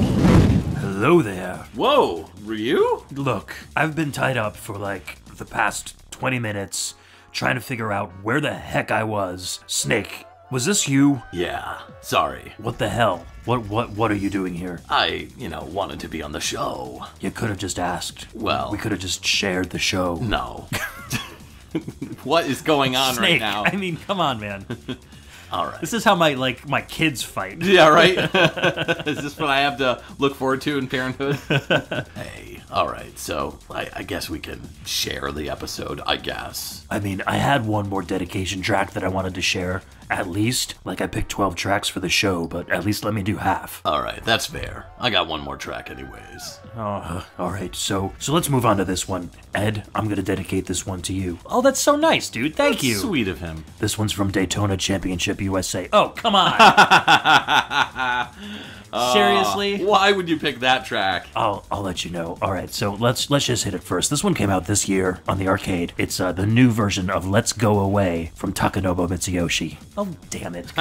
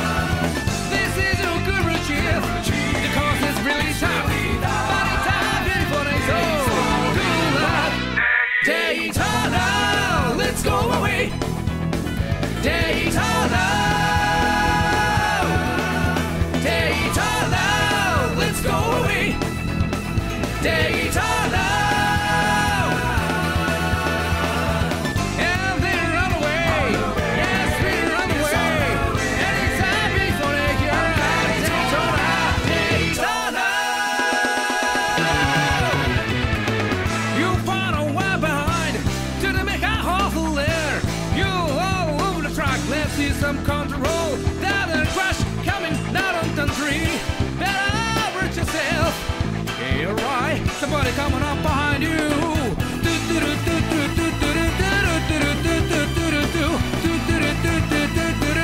You're burning up the tires, baby.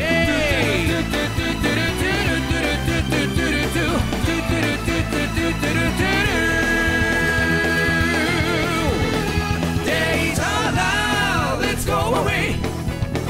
Daytona.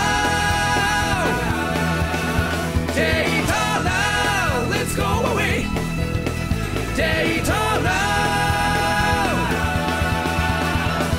This is your courage here, because it's really tough. But it's time before it's over. Good luck, Daytona. Nice recovery, only 7 laps to go. Hanging down, baby, looking down behind you. Better keep out of time. You're way to find a stretch. Way to maneuver the car. Wow, you're looking gold.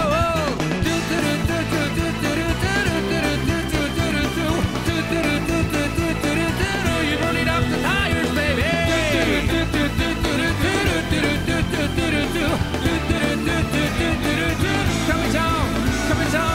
Coming down to the finish line.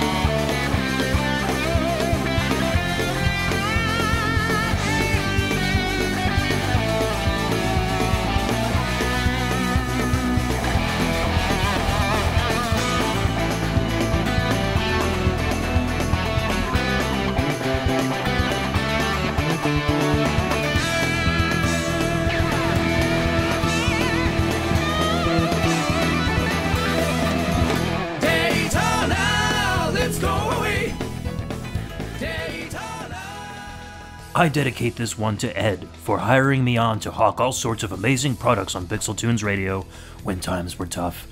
He promised me royalties and kickbacks, but I haven't seen any of that yet. Ed. I think he's calling you out. Yeah, well, when we actually sell some stuff, then you'll get some kickbacks and royalties. That's true. We haven't actually made any of these products physically. Yeah. So. Except Words Be Gone. Well, yeah, of course. Because there are plenty of times I've been left speechless. Right. On this PixelTunes Radio. On PixelTunes Radio. On 4 years of this. Yes. Freaking podcast. So why don't you give us the credits for this one, Mike? Yeah, this was Daytona Championship USA, and that was the arcade version, which was released in 2017. Amazing that we're still getting games in the arcade. Let's Go Away New Version is the name of the track, and that's by Takanobu Mitsuyoshi. So this game, there's an interesting history behind this game. So nowadays in the arcades, like, arcade machines are hooked up to the internet. Right. Either by cellular or whatever. I don't know how they do it. It's Wi-Fi or landline or whatever. So now game companies like Sega, Nintendo, whoever makes these arcade machines have the ability to download or update their arcade machines remotely. So they don't even have to worry about sending out new boards to arcade owners or having anything like that. What Sega did, and they were very boneheaded about this, was they accidentally put their update on Dropbox, accidentally made the link public, and not only did they do the update file, but they put the entire game in the Dropbox link.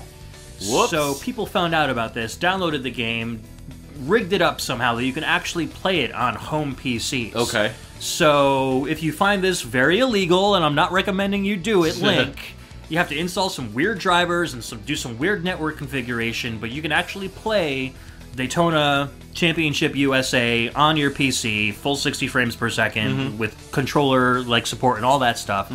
It's really cool, but it also comes with you can look in the folders and find the full soundtrack. It's in a similar format to like what Dreamcast used and stuff like that. So you have to know how to unencode the music. Right. So me knowing how to do all this stuff, I was able to play the game a little bit and get the music from it. So this is it's nowhere on the web that I know of, at least not the full version of the song. Okay. You can find the trailer version, which is only a minute long or so. It's like a PixelTunes exclusive. Yeah. So you can find the short version on YouTube, but this is the full 4 minutes of Takanobu Mitsuyoshi singing all of the vocal announcer samples from the first game as lyrics to Daytona USA. Yeah. I love the little random things that he'll say throughout the track. Yeah. You're burning out your tires and all this crazy stuff. Oh my god. So I think Mitsuyoshi's a great composer. Yeah. And I applaud him for putting 150,000% into his vocals, even if they're just come out sounding completely silly. But his enthusiasm is contagious. Yes. My favorite part of the song is the instrumental part at the end. It sounds really good. There's some great organ solos in there and some great guitar work going on. I really dig the piano in the beginning of the track. Yeah. After he introduces it with the the Daytona, and then afterwards it kind of twinkles Get and these little runs. Yeah. So it's good stuff. There are new versions of Let's Go Away and Blue Sky, and a couple of the other songs. I haven't listened to those yet because I can't bring myself to, but I will eventually. Yeah. But yeah, I mean the game is cool. It's very much like the original Daytona USA. In the real arcade, you'll get network cabinets. You can all play together. There are a whole bunch of different tracks and different cars and stuff. It's all updated in HD resolution. That's cool. So if you're a fan of the original Daytona games, you will definitely love this one if you can find it in an arcade or. Go to a Dave & Buster's, I would imagine, or something probably. like that. They'll probably release them there. Makes sense. Or if you have the technical know-how to play it at home, you can do that as well. Yeah. So, but thank you, Ryu. This was quite a treat. Hey, man, I didn't know you guys didn't sell anything, so I was just trying to rib on you a little bit there. I know your love for the Daytona USA series. I dig it. But it's cool to have kind of an exclusive track on the show that not many people have heard anywhere before. So there's that. All right. Yeah. Okay, then. All right. So I heard that Snake has one last track for us. Yeah, I do. This one also goes out to Ed. Really? This is probably right up there with Global Gladiators. Oh, dear God. Oh, yeah, you're gonna love this one. This is a game called Savage on the Amiga in 1989, and the track is Level 1 by Kevin Collier. Yay. Savage!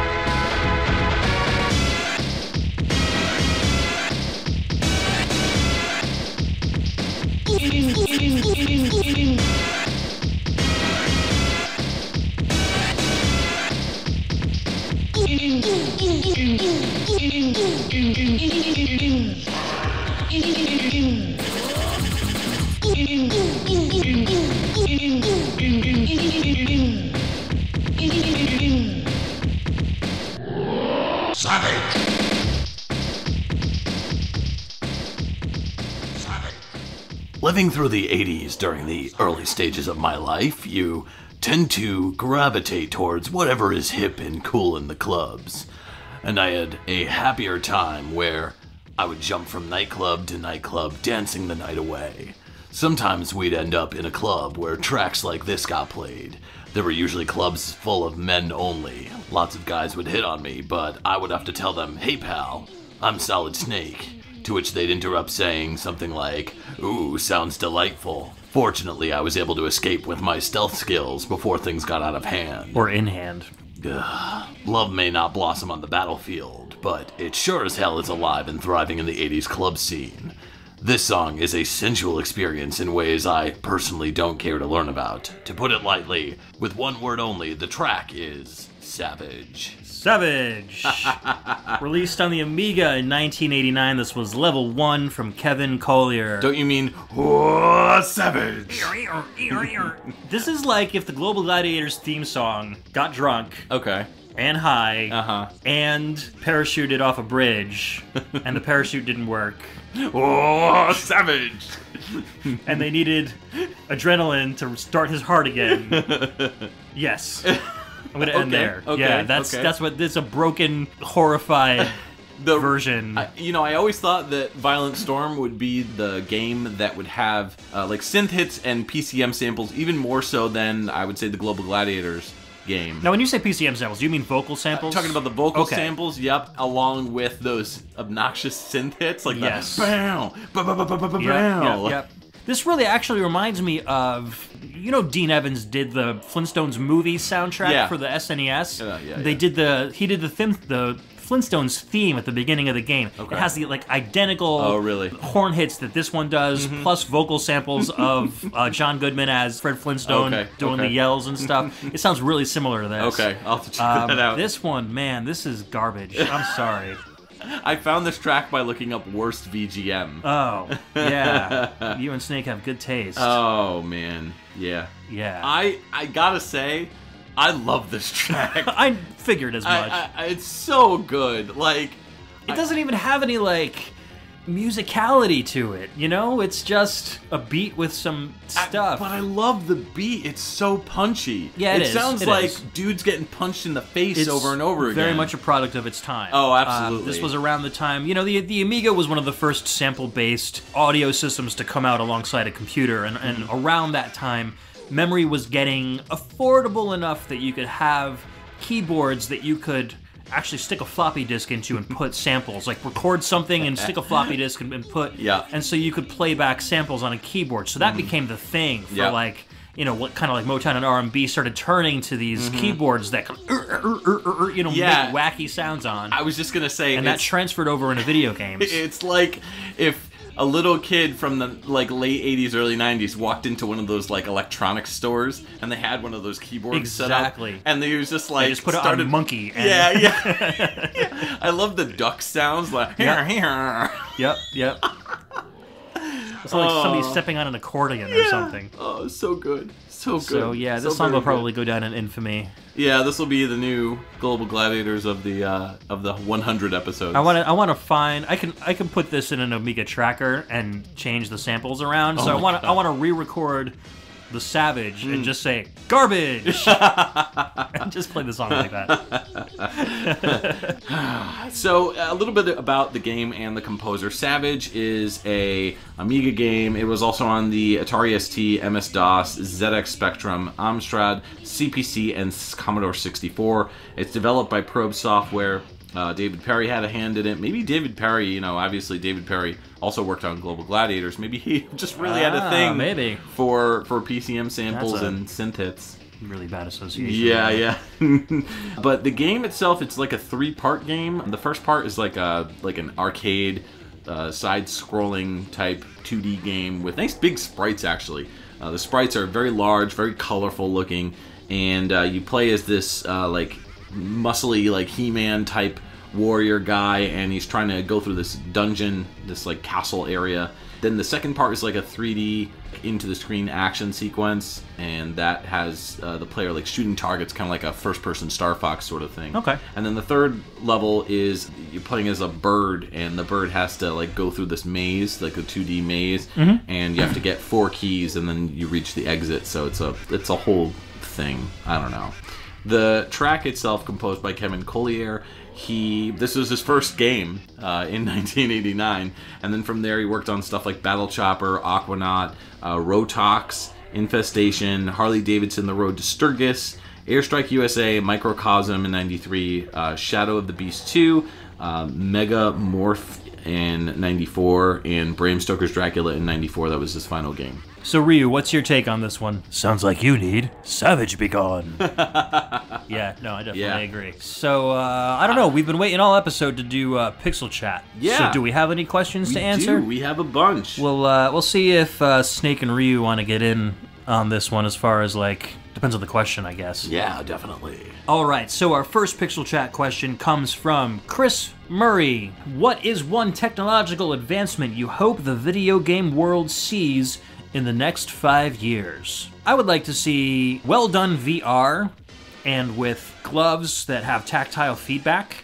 so that you could actually, pick things up, feel them in your hand, figure out a way to feel the weight of them and be able to use them. So weapons, or if you want to throw a rock. I can imagine that being very, very cool if you're like, doing like, can you imagine like first-person Final Fight where you're walking down an alley and a bunch of thugs come at you, and you can punch and actually feel your fist hit their face? That would be like dangerous if you had like VR goggles on. You're like punching in the air like in real life. Yeah, well, it would have to come with some sort of space limitation. Like you don't want to like accidentally hit a wall or something, but. Or accidentally hit your wife. Yes. Yeah. She'd hit right back, I'm Yeah, sure. yeah. So, Absolutely. but that would be cool. I think tactile feedback in VR is what's missing from the experience at this point, so it would be a welcome addition to that kind of gaming. I think that the biggest problem with VR is the lack of other sensory feelings. And, I would like to eventually see VR really take off. I still feel like it's not there yet, but I've always thought it'd be really cool to have like something smell-wise in video games. Like you could smell, like if you're walking through the mean streets of whatever in like a Final Fight type thing, you smell like, that gutter smell or whatever. Oh yeah, Smell, fantastic. yeah, it's savage. Or even like something simple like a cooking game, where you're like cooking stuff and you could smell the bacon sizzle. Smell is rough. I mean, it can be done. It's been done in like movies and stuff. They've experimented with that. The problem is you need chemicals. You would have to buy these smell cartridges, and they would run out, and you'd have to go out and buy more. And I think it would be one of those things where once people would use it, and then once it ran out, they would be like, "I'm not going to go spend $20 at the store so I can smell some bacon or whatever." And I think it would be a neat novelty, but not something that would last in the retail market because it's an extra expense you're paying for nothing that's like playable. It's just an extra cents. I think Nintendo would nail that one. If they were ever... They'd be the first ones to do it. Definitely. Yeah. And it would be all fun smells. Flowers and, like you said, bacon and... Bacon and stuff flowers. Like that. Baking flowers. Yeah. All right, what about Ryu? What do you think? Real katanas. Real katanas? Real katanas. How so? Like a Wii remote. Okay. But it's an actual katana. Like a real sword? Like a real sword. Okay. With sensor on it, so you could... swing around and actually slice up your furniture while you're playing video games. Yeah, that's what video games need. Then I could sell you more furniture. Real destruction. Yep, exactly. Furniture salesman, huh? Yeah. So what about you, Snake? Yeah, I'm gonna go with the gloves. I think that's cool. I think that'd be really neat. Plus you could, feel everything. Yeah, and you had like Metal Gear the VR missions, so you're kind of well versed in the whole VR thing. So That's I think true. your tactical gloves would actually help you on those missions. I'm always in virtual reality. Mentally and physically. Yes. Yeah. Our next question comes to us from Scott Mcelhone, and he said, it's really funny that he said this, Ed, were you secretly on vacation with Ryu Hayabusa? Look, everything between Irene and me is fine. I don't think we said anything about Irene. I have no other relationships going on the side. Okay. Ed, do you have I something take to the fifth. You take the fifth? I plead the fifth. You plead the fifth? I take it and plead it. These guys are weird. The writing's on the wall. No, Ryu and I were not on vacation together. We hung out a few times, but... oh, yeah? Yeah, but it didn't have any sort of... Went to, like, hibachi, like ninja hibachi? Yeah. Right. We ate some food, we did some sushi. Had some drinks, and, one thing led to another, and... Gave my 6-year-old katana lessons. Right.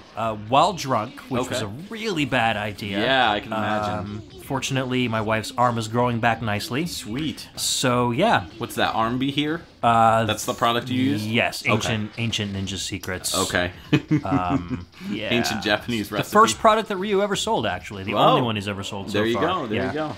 All right, next question. Sure, this one is from Ariel Schneider, who is Justin's wife, which I should mention. Justin, thank you for filling in for me for the last couple of episodes. Yes. What new or newly discovered game have you enjoyed the most in the last 4 years? I guess it's not really newly discovered if it's in the last 4 years. But... That's true, yeah, that's a tough one. What about you, Snake?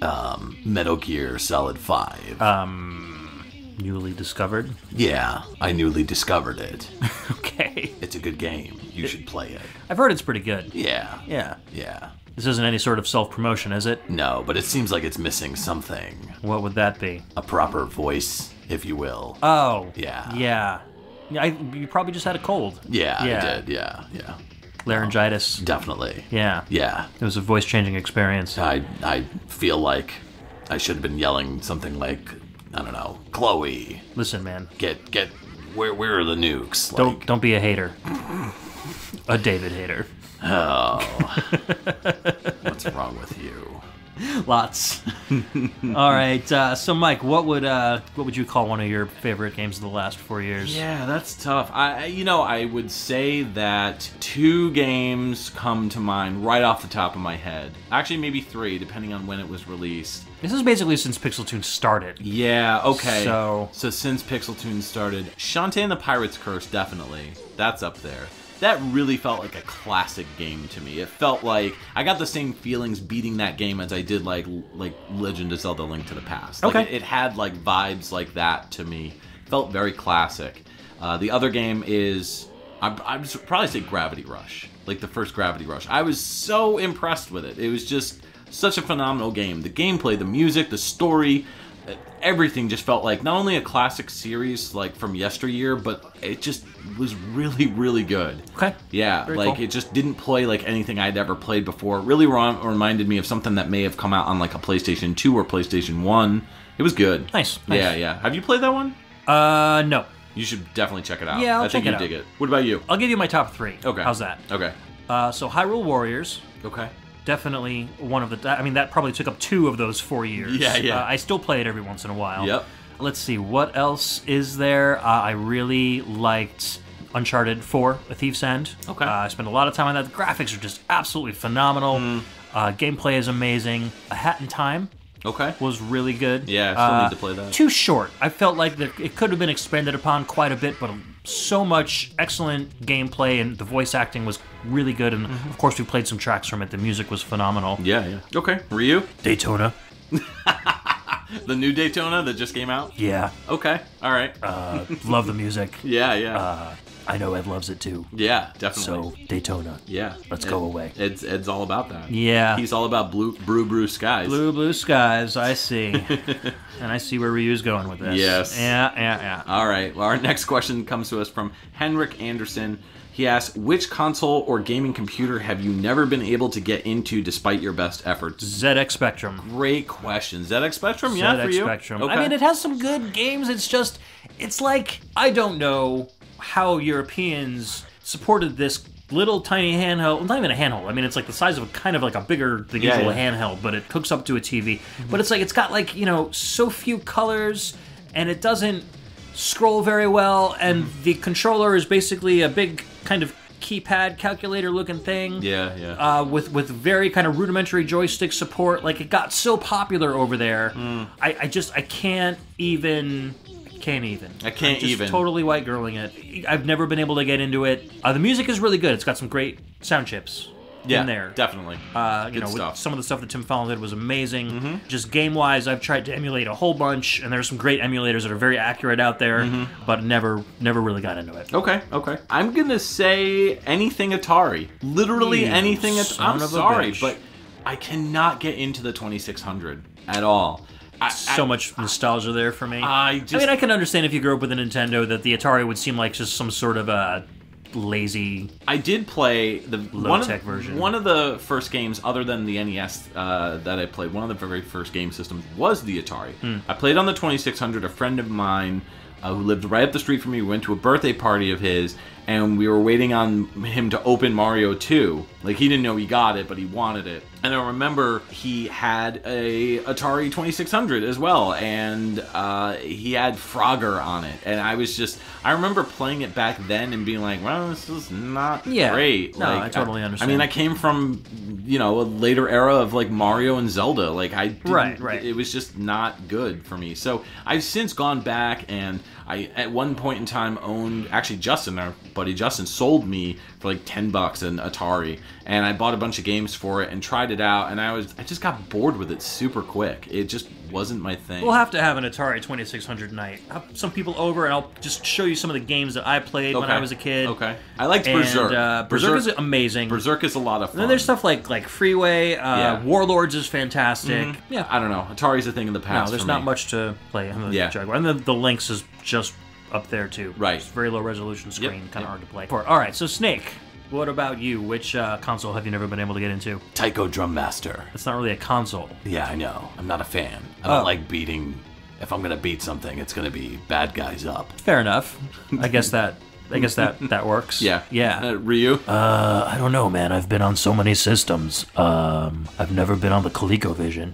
Okay. So I could try to get into that one, but I've never been able to get into it. Okay. Yeah. All right. What's our last question? Last question is from Dan Bisciglia, and he asks, if you could force two classic VGM composers to work on a game OST together, which two composers and what game? I'm gonna say Iku Mizutani, obviously, and Kenichi Matsubara.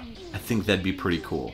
Okay. Yeah, like if they did like a, I don't know, Castlevania game together. Right on. That'd be pretty awesome. Okay. Yeah. I imagine a scenario in which Matt Furness and Sean Hollingworth teach Barry Leach how to use FM. Ooh, okay. And so they kind of collaborate on, let's say, like a version of Top Gear for the Genesis that never came out, like a racing game, and just see what Barry can do using the driver that Hollingworth and Furness have in an FM kind of capacity. I think that would be really cool. I know, Barry Leach mainly worked on like sample-based and some Commodore 64 wavetable stuff, but I would really like to see what he could do with FM if given the right tools and an education on it.